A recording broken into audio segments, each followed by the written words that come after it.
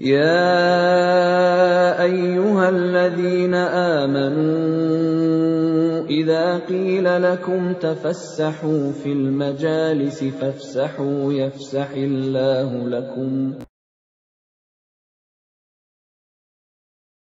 الحمد لله اللطيف المنان الكريم الرحمن، أحمده سبحانه على نعمه السابغة الحسان، وأشهد أن لا إله إلا الله وحده لا شريك له الملك الديان، وأشهد أن محمدا عبده ورسوله المبعوث إلى كافة الجن والإنسان، صلى الله عليه وعلى آله وأصحابه ومن اتبعهم بإحسان. أما بعد، معاشر المسلمين رحمكم الله، أوصيكم ونفسي الخاطئ المذنب بتقوى الله.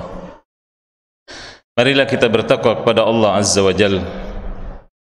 Dan setiap dari kita rentan berbuat dosa, berbuat salah. Dan manusia tidak ada yang terpelihara dari dosa selain dari Nabi sallallahu alaihi wasallam. Karenanya Nabi SAW mengisyaratkan kullu bani Adam khata' wa khairul khata'in at-tawwabun. Setiap dari manusia itu selalu berbuat salah, selalu berbuat dosa, dan yang terbaik dari mereka adalah yang senantiasa taubat kepada Allah. Dalam artian bukan taubat yang main-main, akan tetapi memang demikian manusia senantiasa berusaha. Kemudian ma'asyiral muslimin rahimakumullah, di kesempatan Jumat kali ini alhamdulillah cuacanya cerah. Namun masih kita di musim penghujan dan kita tetap mengambil yang namanya antipati dalam masalah ini. Dan Allah Subhanahu wa taala di dalam Al-Qur'an menyebutkan sebuah surat, yaitu surat Quraisy atau Al-Ilaf. Allah taala berfirman li'ilafi Quraisy, merupakan sebuah kebiasaan dari bangsa Quraisy dahulu. Ila fihim rihlat asy-syita'i was-saif, yaitu mereka mengadakan perjalanan di musim penghujan, mereka pergi ke Yaman. Karena di Yaman cuacanya dekat dengan laut sehingga agak panas. Ketika musim penghujan tidak terlalu dingin. Dan demikian mereka punya kebiasaan berdagang ke Syam, dan Syam wilayahnya terkadang turun salju sehingga cocok ketika pergi musim panas ke sana, mereka tidak begitu kepanasan. Itulah strategi yang itu subhanallah dimiliki secara fitrah oleh orang-orang terdahulu yang menunjukkan kecerdasan mereka. Kemudian ma'asyiral muslimin rahimakumullah, seiring dengan musim penghujan, maka Allah Subhanahu wa taala di antara anugerahnya yaitu menurunkan air yang namanya hujan. Nah, hujan ini ma'asyiral muslimin adalah rahmah. Makhluk yang satu ini, yakni air, subhanallah, lembut, tidak berbau, punya fungsi yang luar biasa, sehingga Allah taala berfirman wa ja'alna minal ma'i kulla syai'in hayy. Kami jadikan dengan air semuanya itu menjadi hidup, tumbuh. Demikian ketika kita mengalami kemarau panjang, kita akan merasakan bagaimana butuhnya kepada air. Meskipun negeri kita alhamdulillah air melimpah, tapi bukan berarti kemudian kita menghambur-hamburkannya dengan mempergunakan dengan secara boros, karena ini demikian dilarang juga dalam Islam. Karenanya ma'asyiral muslimin rahimakumullah, tidak usah jauh-jauh, di Malang saja terkadang kita membaca berita atau mendengar, bahkan sekarang lewat media sosial, bagaimana air yang lembut tadi dengan izin Allah taala bisa membuat banjir yang itu merepotkan orang. Manusia kelabakan, ketika kurang mereka seolah-olah mau memohon pada Allah dengan salat istisqa. Begitu turun hujan, mereka merasa banjir. Dan ini supaya kita mengetahui bahwa dalam Islam ada aturan, bahwasanya Nabi SAW di zaman beliau pernah, kebetulan beliau di momen Jum'ah, ada orang Arab Badui datang kepada Nabi SAW mengatakan, halakna, ya celaka ya Rasulullah, kami ini yakni sekampung, kenapa? Sampai yang namanya binatang-binatang mereka ada yang bisa diminum, belum lagi manusianya. Ya, air itu ya subhanallah, fungsinya selain untuk minum, untuk mandi, untuk bersih-bersih, ya, untuk menyiram tanaman dan seterusnya. Semuanya membutuhkan air. Kita kalau mati PDAM saja berapa jam kelabakan. Nah, itulah air. Karenanya ma'asyiral muslimin rahimakumullah, ketika orang Arab Badui tadi menyatakan kepada Nabi SAW, artinya agar beliau berdoa kepada Allah. Kemudian Nabi SAW mengangkat tangannya dengan berdoa, Allahumma aghithna.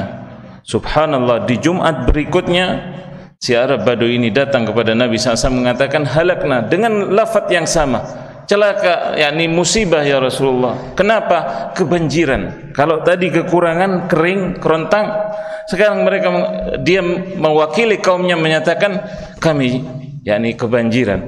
Makanya kemudian Nabi SAW dalam hadis diriwayatkan bahwasanya beliau berdoa, mengangkat tangan kembali dengan berdoa mohon kepada Allah Ta'ala, Allahumma hawalaina la alaina. Dan ini doa hendaknya kita ucapkan ketika kita khawatir dengan hujan yang sedemikian derasnya. Ya Allah, turunkan hujan di sekitar kami, jangan di atas kami. Ini meminta kepada Allah apa? Untuk diturunkan, yakni hujan itu jangan di desa atau wilayah kita, karena kita sudah apa? Cukup dengan air yang ada, supaya ke tempat yang lain yang membutuhkan. Dan ini diantara apa? Diantara petunjuk dalam Islam, bukan sebagaimana yang dilakukan oleh sebagian masyarakat. Ini lari ke pawang hujan dengan melakukan ritual syirik dan seterusnya. Ini dilarang tentunya, karena Allah Ta'ala murka dengan perbuatan yang demikian. Jadi ma'asyiral muslimin rahimakumullah, ini masalah hujan ini sekali lagi hendaknya kita memohon kepada Allah sebagaimana yang Nabi SAW mencontohkan tadi, bukan dengan cara-cara yang sebenarnya Al-Islam melarang yang demikian. Kemudian apa yang kita alami berupa banjir dan semacamnya, itu juga karena perbuatan ulah tangan sebagian kita.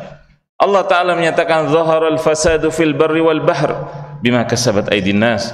Telah nampak kerusakan di darat, di laut, semuanya karena perbuatan manusia. Kita mengetahui ada yang namanya slogan di setiap yang namanya lokasi ataupun perumahan ataupun di pinggir jalan raya. Akan tetapi ketika selokan itu dibuangi sampah dan sampah itu tidak terurai seperti plastik dan semacamnya, apa yang terjadi? Banjir. Karena ulah siapa? Manusia. Demikian kesadaran. Sebenarnya ma'asyiral muslimin dalam Islam ini semuanya diatur. Hanya kita saja yang tidak mengetahuinya, dan kita perlu banyak sekali lagi belajar dalam masalah ini. Kemudian ma'asyiral muslimin rahimakumullah, selain dari hujan, bahwasanya di musim yang semacam ini juga terkadang ada yang namanya petir. Dan petir itu disifati juga bertasbih kepada Allah Subhanahu wa taala. Yusabbihur ra'du bihamdih wal malaikatu musabbihatan biqudsi. Demikian kita hendaknya membaca doa kala mendengar petir ini. Bukan seperti yang sebagian orang lakukan, ya, lari, kemudian sembunyi, ya, nutup kuping dengan bantal dan seterusnya.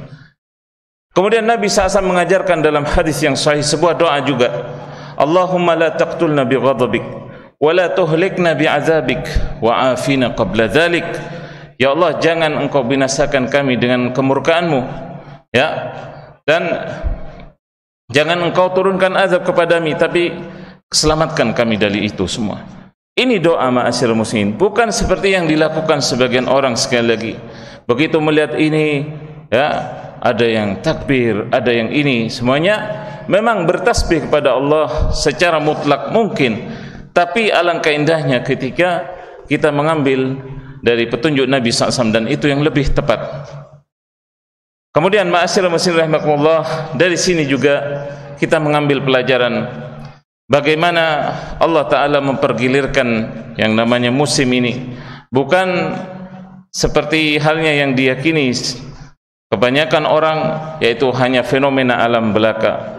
Akan tapi sekali lagi kita kembali kepada fitrah kita. Manusia ini meyakini dan mengimani bahwasanya di balik ini semua ada yang mengatur, yaitu Allah Subhanahu wa taala.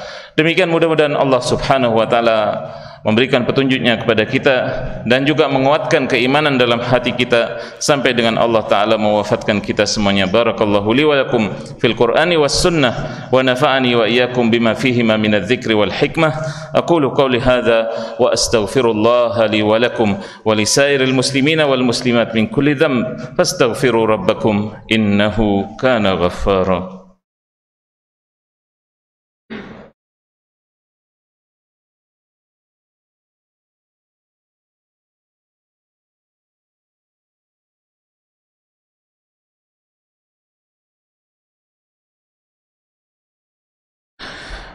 الحمد لله رب العالمين والعاقبة للمتقين فلا عدوان إلا على الظالمين وأشهد أن لا إله إلا الله وحده لا شريك له قيوم السماوات والأرضين وأشهد أن محمدا عبده ورسوله الصادق الأمين صلى الله عليه وعلى آله وأصحابه أجمعين. أما بعد.